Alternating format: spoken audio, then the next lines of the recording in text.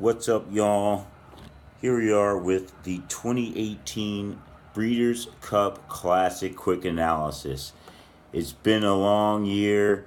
It almost seems like it was an eternity ago that Justify was winning the Triple Crown. Probably still going to be Horse of the Year because nobody else has really been able to dominate since then. So if Justify were running in this race, I think he'd probably be the favorite. However, that's not the case. So let's get into what we got going on this year. Breeders' Cup is in Louisville, Churchill Downs. Number one, we've got Thunder Snow. Thunder Snow won the Dubai World Cup this year. Decent time. He's out of Ireland. Christoph Sumillion is going to be riding him. He's got a decent workout coming out of his last race. He's a 12-1, trained by Saeed bin Saror. Decent contender indeed in this race. His last race was the Jockey Club Gold Cup, where he was second behind a Discreet Lover. Now, second, we've got number two, Roaring Lion. Roaring Lion, ridden by Murphy at 20-1. He's out of Kitten's Joy. Seems a little bit more bred to be a turf horse. I'm not sure why they didn't enter him in the Breeders' Cup Turf or in the mile, but instead they went for the Classic in this one. So he's got four in a row. His last four wins, however, are on turf. They are not on dirt or artificial.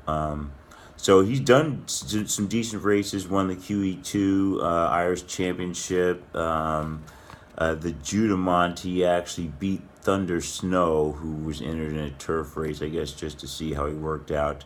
Didn't do too well in that race, but he won that race, beating Thunder Snow on turf.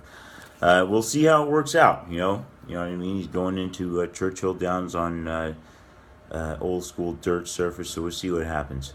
Now, three, we've got Catholic Boy.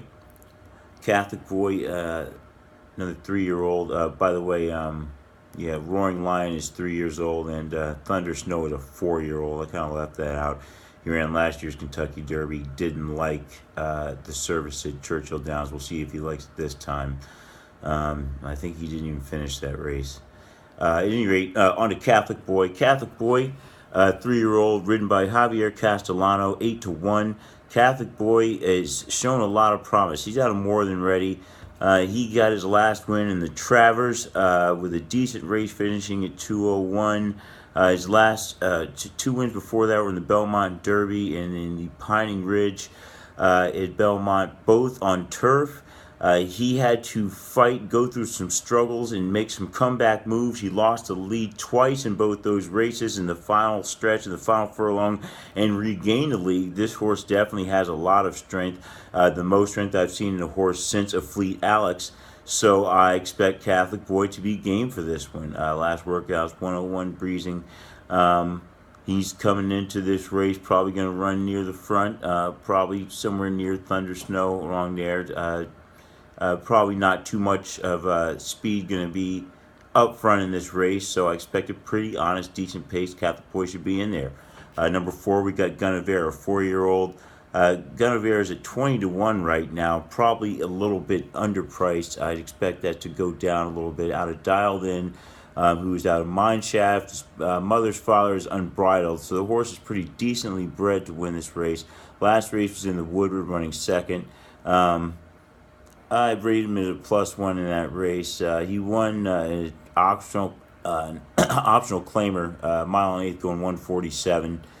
So, I mean, that was a decent performance here. His workouts have been, minute breezing, 115, 6 furlongs. He's working out pretty well. I expect Guinevere's odds to go down. Irad Ortiz is aboard him today. So he should have a decent chance of getting on the board as well. Number five, we've got Lone Sailor. He's a 3-year-old, 30-1. Aboard is James Graham. He's out of Majestic Warrior. He's out of AP Indy, trained by Thomas Amos. Now, he won the OK Derby. Now, I'm only guessing that's the Oklahoma Derby. I didn't look that up. Wasn't much competition in it. He won it a mile and eighth, 149. After that, he ran the Super Derby in Louisiana, was second, and he was third in the Haskell, behind Good Magic. So not a lot of speed there. I mean, he could hope to get a good move, possibly some good positioning in this race. I don't know if he's really got the speed to keep up with the rest of these horses, though.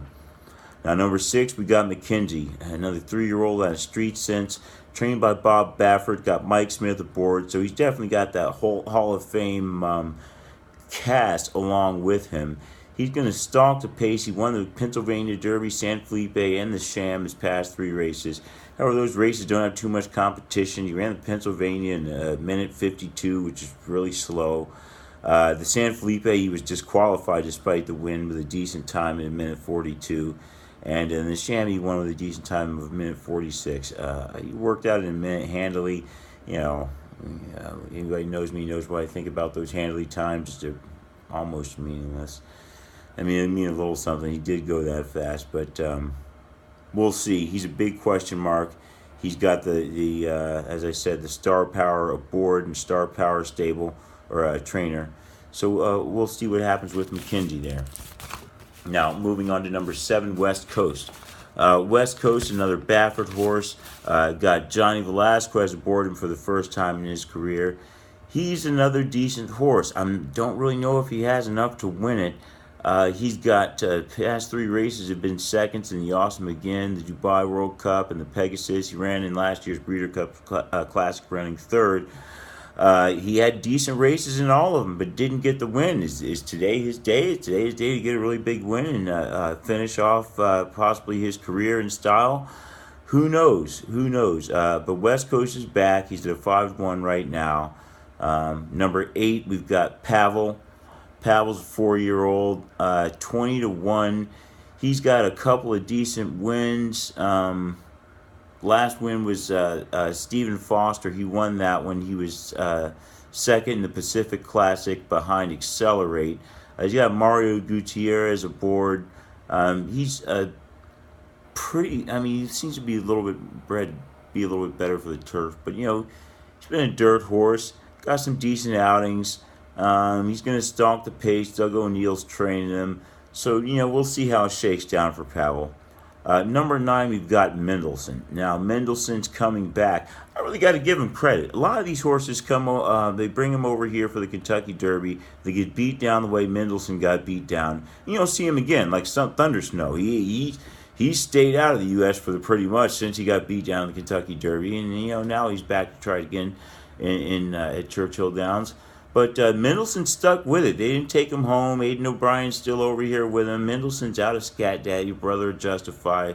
Still ridden by Ryan Elmore.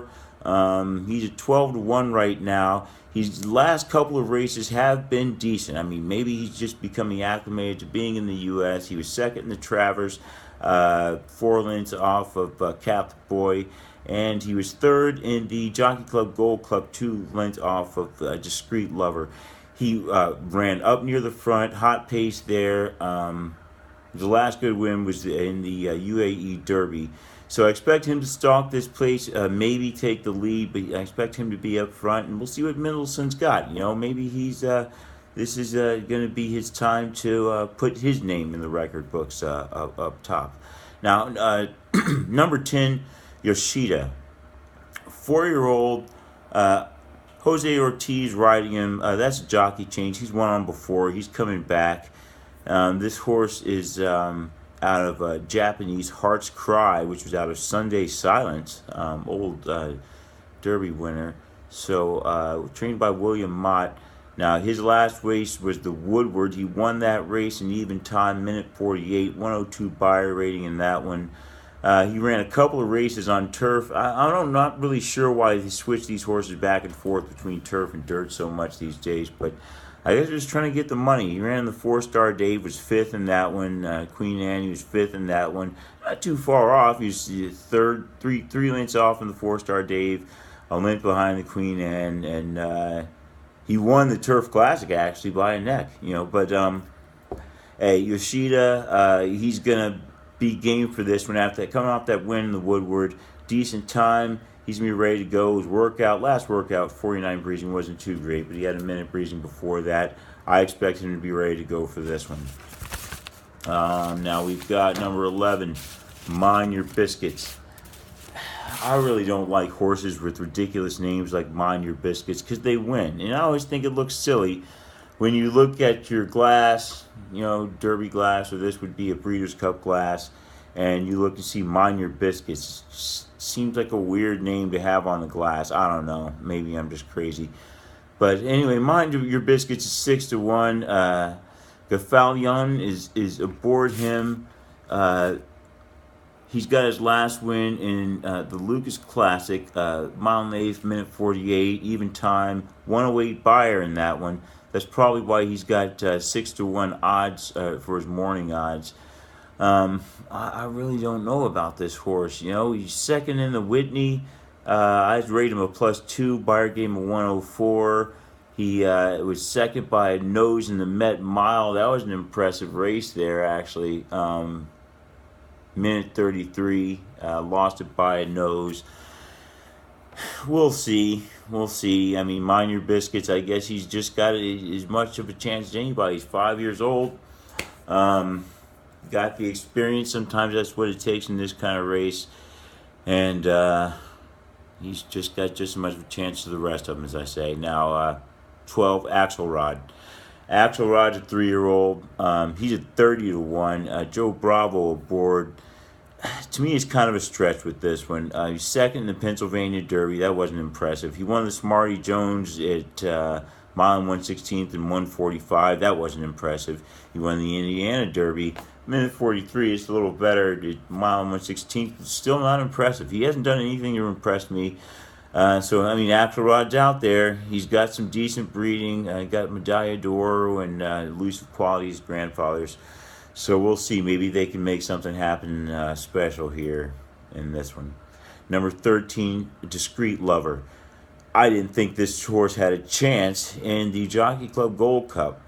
I was wrong. He won it. Manuel Franco's back on him. His workouts don't look any better. The only good thing that's on his resume is that winning the Jockey Club Gold Cup. He ran the Woodward. He was 12th. Ran the Whitney. He was 3rd, 4 lengths off.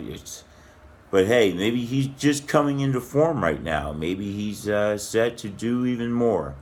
So you can't count him out based on his last race. Definitely not. Definitely not.